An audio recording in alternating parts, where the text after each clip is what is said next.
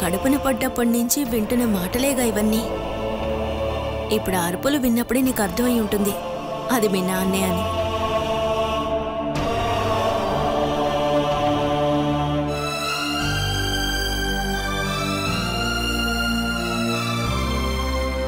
బాలా, ఇక్కడున్న వాళ్ళంతా మనశ్శాంతిగా ఉండకూడదని వాడిని ఇక్కడికి తీసుకొచ్చావా?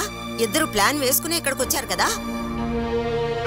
ఇక్కడికి తీసుకురావడానికి మీ ఇంటికి వచ్చినప్పుడు నువ్వేమన్నావు? చచ్చినా కూడా నేను అక్కడికి రానన్నావు. అలాంటప్పుడు ఇప్పుడు నీ మనసు ఎలా మారింది? లేదా ఇద్దరిని వాళ్ళు తరివేశారా? ఊరికే అరవద్దు, బిడ్డ భయపడుతుంది. మా మనశ్శాంతిని పాడు చేసి పాప నిద్రపోవాలా? అజయ్ రూమ్ లోకి వెళ్లి అన్ని వస్తువుల్ని పాడు చేశాడు. అది అడిగిన అజయ్ని బాగా కొట్టేశాడు. ఇలాంటి వాడిని ఈ ఇంటికి ఎందుకు తీసుకొచ్చావే? ఆ మనిషిని నేనా తీసుకుని వచ్చాను? ఎక్కడో ఉన్న మనిషిని వెతికి పట్టుకుని నాకిచ్చి పెళ్లి చేసింది మీరేగా. ఇప్పుడు నన్నంటున్నారు? నీకు పాపతో వేణు వాళ్ళ ఇంట్లో ఉండడానికి ఇష్టం లేకపోతే మాకు ఒక్క ఫోన్ చేస్తే ఎవరైనా వచ్చి తీసుకొచ్చేవాళ్ళం కదా. ఈ ప్రపంచంలోనే దొరకని భర్తని నా కోసం వెతికి పట్టుకొచ్చారుగా. ఇక దేనికోసం మీ దగ్గరికి రాకూడదని నేను అనుకున్నాను. మరైతే ఇప్పుడేమైంది? అది వెళ్ళి మీ అల్లుడి దగ్గర అడగండి. ఒకవేళ మీకు ఇవ్వాల్సినవన్నీ ఇంకా బాకీ ఉన్నట్టుగా ఉంది. ఆ మనిషితో నేను బతకలేకపోతున్నానని నేనిక్కడికొచ్చి ఏడ్చినప్పుడు నువ్వు నాన్న ఏమన్నారు? కుటుంబ జీవితం బాగుండాలంటే భర్తని భరించాలి, క్షమించాలి, భర్త చెప్పినట్టు నడుచుకోవాలి అన్నారు. ఈ నిమిషం వరకు మీరు చెప్పినట్టుగానే నేను బతుకుతున్నాను. నా వల్ల కాకపోయినా నేను భరిస్తున్నాను. ఎవ్వరూ భరించలేని భారాన్ని నేను మోస్తున్నాను. తాళి కట్టిన వాడు చెప్పినట్టుగానే నేనిప్పుడు నడుచుకుంటున్నాను. భర్త మాట జవదాటని కూతురు నీకింకెక్కడ దక్కుతుంది? నేను వెతికి పట్టుకున్న మనిషి కాదు వేణుగోపాల్. నాకసలు పెళ్లి చేసుకునే ఉద్దేశమే లేనప్పుడు వచ్చిన మనిషి అతను. అతనికి నీతులు చెప్పాల్సిన స్థితిలో నేను లేను. నాకీ జీవితాన్ని ఇచ్చిందే మీరే. వేణుగోపాల్ ఇక్కడ నడుచుకుంటున్న విధానానికి నేను కాదు, మీరే జవాబు చెప్పాలి. ఇక ఈ విషయం గురించి నా దగ్గరకొచ్చి మాట్లాడొద్దు.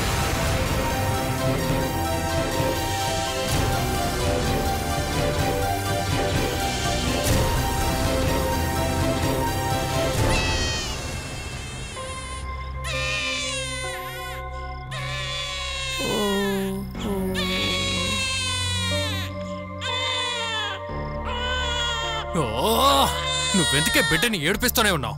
అప్పుడు పని చేయండి, మీరొక పాట పాడి నిద్రపుచ్చండి. నేను పాడతానే, జోలపాడను, బూతులు తీరుతో పాడతాను. అయ్యో, అచ్చు నీలాగా అరుస్తూనే ఉంచుడు. గుడ్డ తీసి ఆ నోట్లో కుక్కవే. ఉయ్యాల లేకుండా పాప పడుకోవట్లేదు. నేను చెప్పాను కదా ఆ రూమ్ లో ఉయ్యాల కట్టండి అని. నీ అమ్మని అడగమని చెప్పానా? నేనిక్కడ ఎవరిని ఏ సహాయం అడగను. బిడ్డ నిద్రపోవాలంటే ఉయ్యాల కావాలి. ఓ, ఇప్పుడెందుకు కొత్త అలవాట్లు నేర్పిస్తున్నావు? బిడ్డ నిద్రపోవడానికి బంగారంలో ఉయ్యాల అడగలేదుగా, పైన ఒక తాడేసి ఉయ్యాల కట్టమంటున్నాను. ఓ, ఉయ్యాలే కదా, ఈ రాత్రే కట్టడానికి ఏర్పాటు చేస్తాను. దీన్ని కొట్టి చంపేయకూడదంటే మూసుకుని పడుకోమని చెప్పు, లేదా కూతురుకి చంపేస్తాను.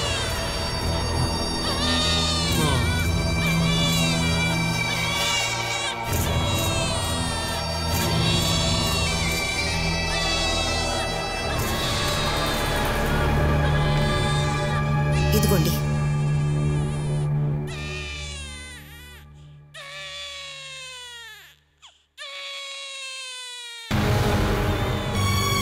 కొడుకు పంపుతున్న డబ్బును ఖర్చు పెడుతున్నాడని నింద పడకుండా ఉండడానికి వీలు కాకపోయినా సరే పొద్దున్నే లేచి బ్రోకర్ చుట్టూ తిరుగుతున్నాను నేను. రాత్రులు కూడా నన్ను ప్రశాంతంగా పడుకోనివ్వడలేదు. పసిబిడ్డ కదా, ఏడవడం కేరింతలు సహజం అండి. అజయ్ని నేను కన్నప్పుడు కూడా రాత్రుళ్ళు ఏడు పాపేవాడు కాదు. అప్పుడంతా మీరు వాడిని ఎత్తుకుని తెల్లారే వరకు తిప్పేవారు కదా. అలాంటిదా ఇది? కొంచెం ఆలోచిస్తే పాపని ఇంకా బాగా చూసుకోవాలి. కానీ తన మీద ఎలాంటి జాలి చూపలేని పరిస్థితిలో ఉన్నాం. ఎక్కువ జాలి చూపించావంటే వేణు నిరంతరంగా ఇక్కడ వదిలేసి వెళ్తాడు. వాడు చేసే చూస్తుంటే నాకు అలాగా అనిపిస్తోంది. ఒక పక్క జయ సమస్య, ఇప్పుడేమో ఇదిగో ఈ బాల సమస్య. మనిద్దరికి జీవితంలో మనశ్శాంతి ఉండకూడదని ఈ ఇద్దరు కూతుళ్ళు నిర్ణయించుకున్నట్టున్నారు. తలుపు తెరవండి, తలుపు తెరవమని చెప్పాను. వీడేంటి ఈ సమయంలో? తెరవే.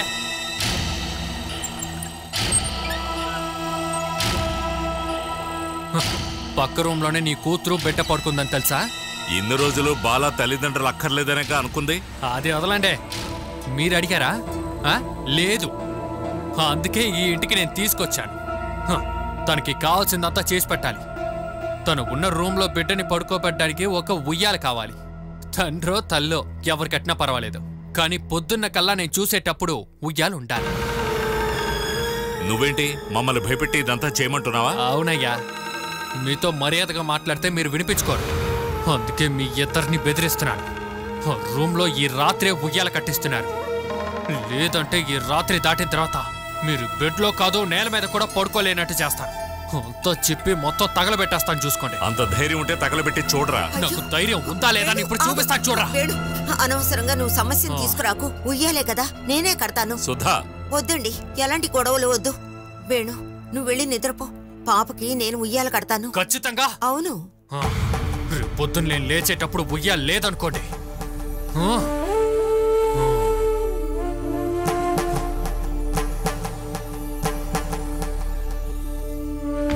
వీడిని ఇలాగే వదిలేస్తే మనల్ని బాడి బానిసలుగా చేస్తాడు. ఇప్పటికి వేరే దారి లేదు కదండి. నలుగురికి చెప్పినా కూడా వాళ్ళ సైడే న్యాయం ఉంది. మనం చూసుకుందాం.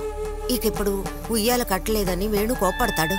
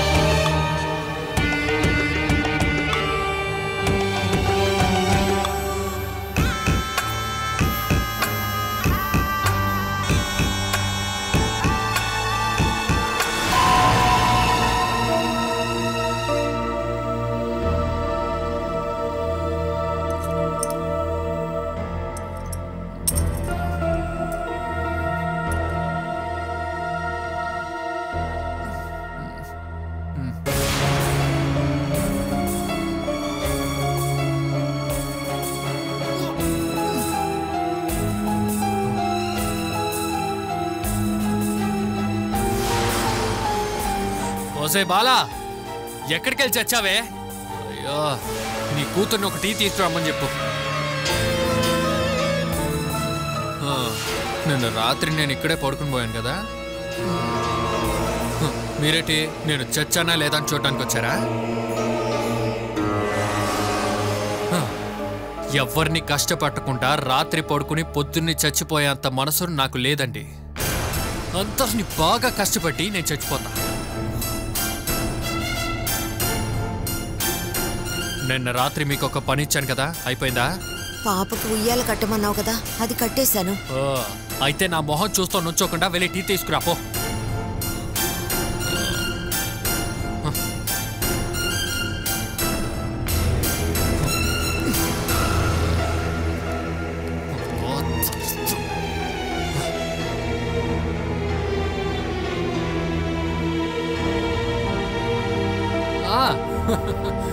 ఇంట్లో నా అత్తగారు మాత్రమే నా మాట వింటున్నారు.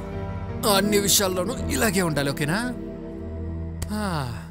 అమ్మని చూసే కదా కూతుర్లు ఇద్దరు ఇలా చండాలంగా తయారయ్యారు. నువ్వేంటి వేణు, ఎప్పుడు చూసినా నీచంగా మాట్లాడతావు. అంత కాని తప్పు మేమేం చేసాం చెప్పు వేణు. నేను బూతులతో తిట్టే ముందు ఇక్కడ నుండి పారిపా. ఆల్రెడీ ఊరు మొత్తం నాకు చెడ్డ పేరు ఉంది. ఇంకా నిన్ను కొట్టి అత్తగారిని కొట్టాడనే మాట నాకు పడద్దు.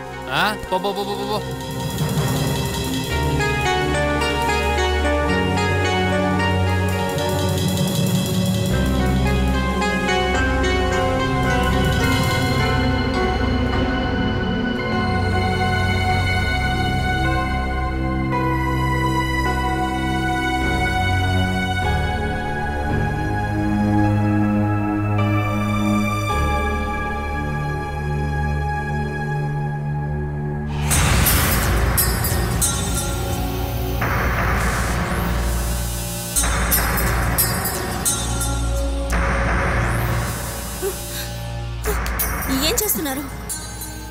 నువ్వు ఊరికే భయపడకే, నేను చంపడానికి ఏమీ రాలేదు. అలా జరిగితే మీరు ఇక ప్రాణాలతో ఉండరు. ఉయ్యాల కట్టిన తర్వాత కూడా దాని ఏడుపు శబ్దం వినిపిస్తోందిగా.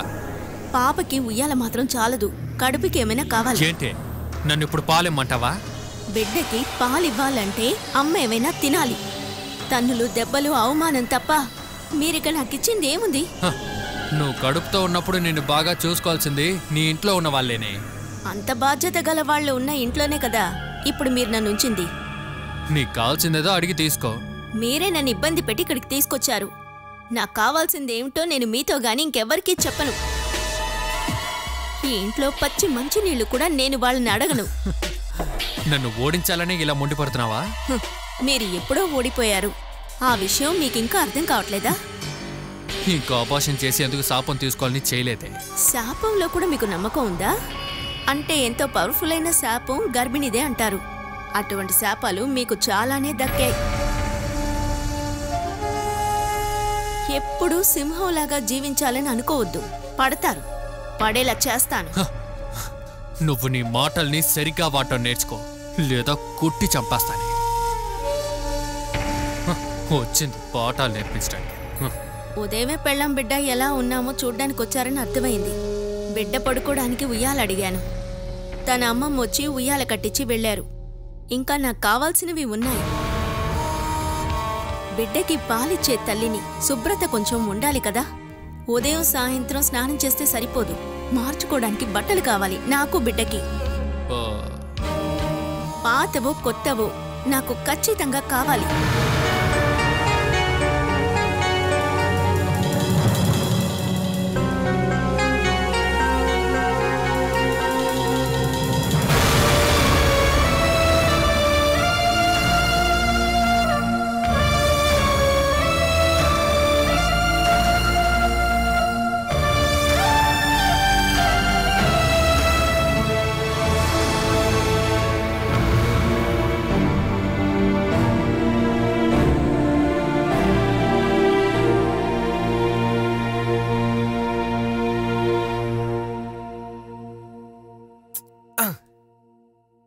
ఇదిగో అజయ్, ఒళ్ళంతా బాగా నొప్పిగా ఉందా బాబు?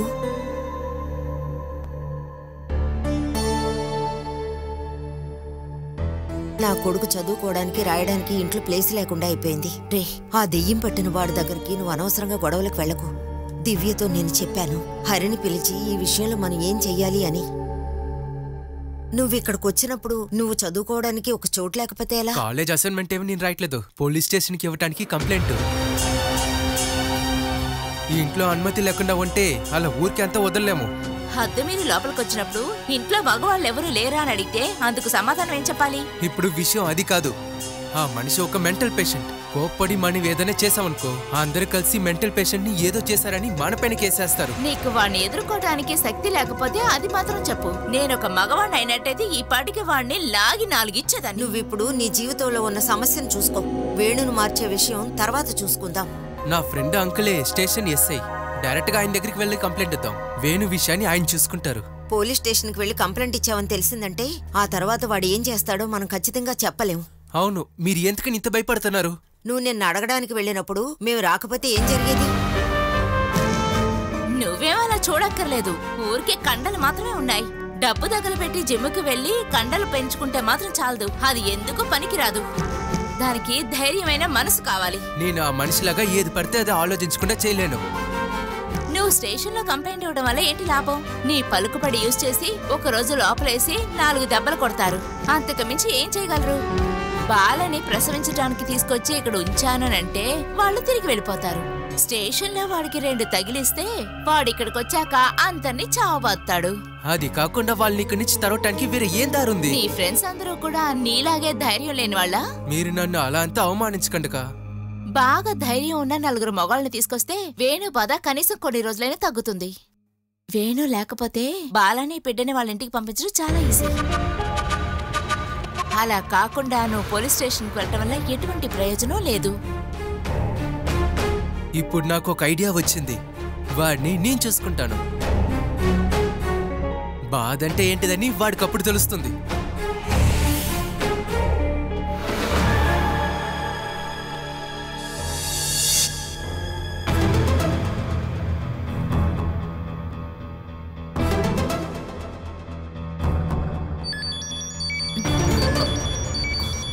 ఇదిగో హరి ఫోన్. హరి, దివ్య, నేను నీకు కాల్ చేశాను. నిన్న ఆఫీస్ షిఫ్ట్ చేశారు. దానికి సంబంధించి కొన్ని పనులున్నాయి. ఆ పనిలో పడి ఫోన్ నీ రూమ్లో మర్చిపోయాను. ఉదయమే వచ్చి నీ మిస్డ్ కాల్ చూశాను. ఇక్కడ ఒక విశేషం జరిగింది, అందుకే కాల్ చేశాను.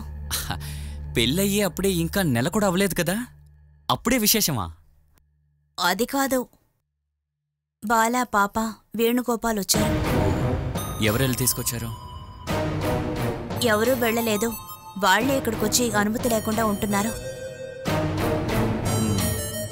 మన రూమ్లోనే బాల ఇప్పుడు పాపతో ఉంటుంది. అజయ్ రూమ్లో ఇప్పుడు వేణుగోపాల్ ఉంటున్నాడు. నువ్వు ఫోన్ వేణుగోపాల్కి ఇవ్వు. అతను ఇప్పుడు ఎక్కడికో వెళ్ళాడు. ఓ, బాలా పక్కనుందా? పోనీ తనకివ్వు, నేను మాట్లాడతాను. హరి బాలాతో మాట్లాడతానంటున్నారు. వెళ్ళి తనకు ఫోన్ ఇవ్వు.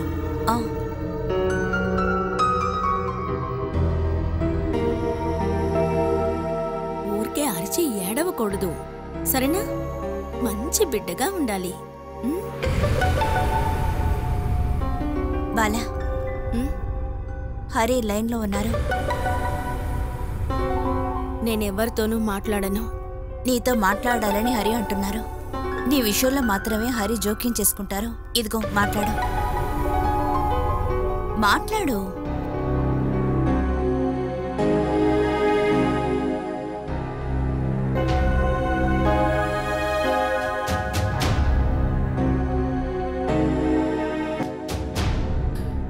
నాన్నా,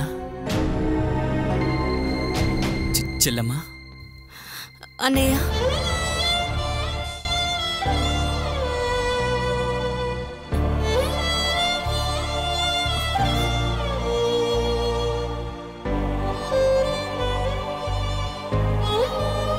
నిన్ను బిడ్డని కలవలేదన్న బాధ నన్ను చంపేస్తోందమ్మా. నా గురించి నువ్వే దిగులు పెట్టుకోవద్దు. ఆ వేణు ఇప్పుడు మనిషిగా మారిపోయాడేంటి? అంటే నిన్ను తీసుకుని అక్కడికి వచ్చాడుగా? పగ తీర్చుకోవడానికి అనుకుంటా. ఓ, ఏదైతేనే నువ్వు బిడ్డ ఇద్దరు బాగున్నారా? బాలా, నీకేదైనా అవసరం అయితే వెంటనే దివ్య అని అడుగు చాలు. నేను దివ్యతో ఇప్పుడే మాట్లాడతాను.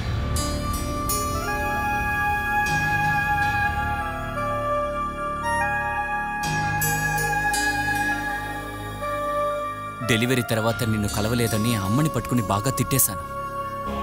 పోనీలే, కనీసం ఇప్పటికైనా ఇంటికి వచ్చావు. ఒక 2-3 నెలల తర్వాత వెళ్తే చాలు నాన్న. నాకిప్పుడే ప్రశాంతంగా ఉంది.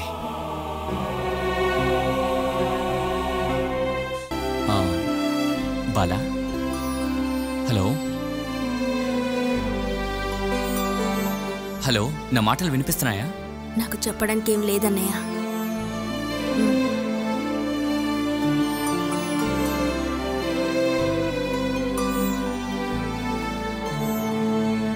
హలో దివ్య, బాలాని బిడ్డని నువ్వే దగ్గరుండి చూసుకోవాలి.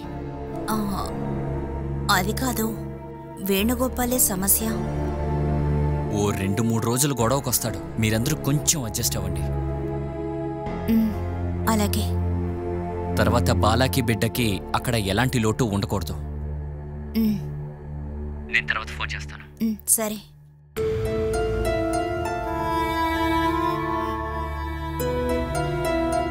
బాలా, ఇక్కడ ఎవరికి ఏ ఇబ్బంది అయినా సరే వేణుగోపాల్ ఇక్కడి నుంచి తీసుకెళ్లే వరకు మేమిక్కడి నుంచి వెళ్ళాం.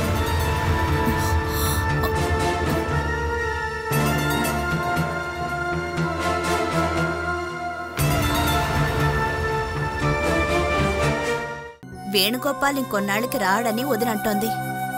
మరి బాలా పాప? దాని గురించి నువ్వేగా ఎక్కువ దిగులు పడుతూ ఉన్నావు. ఇంకా అల్లుడు గొడవ లేకుండా ప్రసవించొచ్చిన కూతుర్ని మనవరాల్ని జాగ్రత్తగా చూసుకోవాల్సిన బాధ్యత నీది. వాడు అనుకున్నప్పుడు వదిలేసి వెళ్ళడానికి ఇదేమన్నా అనాథాశ్రమమా? అది అడగాల్సింది మమ్మల్నేనా? మర్యాద కోసం మనం అక్కడికి వెళ్లి చూడడానికి, ప్రసవం కోసం ఇక్కడికి తీసుకురావడానికి మనం వెళ్లి అడిగాం కదా. ఆ రోజు తనే మనల్ని అవమానించింది. తర్వాత సిగ్గు అనేది లేకుండా వాడు తీసుకొస్తే ఇక్కడికి వచ్చి కూర్చుంది. మనం ఏమన్నా అన్నామా? అది వేణుకు భయపడే కదా అత్తయ్య. ఈ ఇంటి ఆడబిడ్డ కాబట్టి ఎప్పుడైనా రావచ్చు వెళ్ళొచ్చు, కానీ శాశ్వతంగా ఉంటానంటే నేను వదిలిపెట్టను. ఇప్పుడు హరికంటూ ఒక కుటుంబం ఉంది, రేపు అజయ్ కూడా ఒక కుటుంబం వస్తుంది. వాళ్ళకి అడ్డుగా తను పాప ఇక్కడ ఉండకూడదు. అయితే బాలకి విషయం గురించి మీరే చెప్పండి అత్తయ్య. చెప్పడానికి నాకేం భయం లేదు. అతను ఇక్కడికి వస్తాడో లేదో చూద్దాం. వేణు బాలని పాపని ఇక్కడ వదిలిపెట్టి వెళ్ళాడంటే ఇంకా చెప్పాలంటే 2 రోజులు. అంతకు ముందే మనం ఒక ముగింపు చెప్పాలి.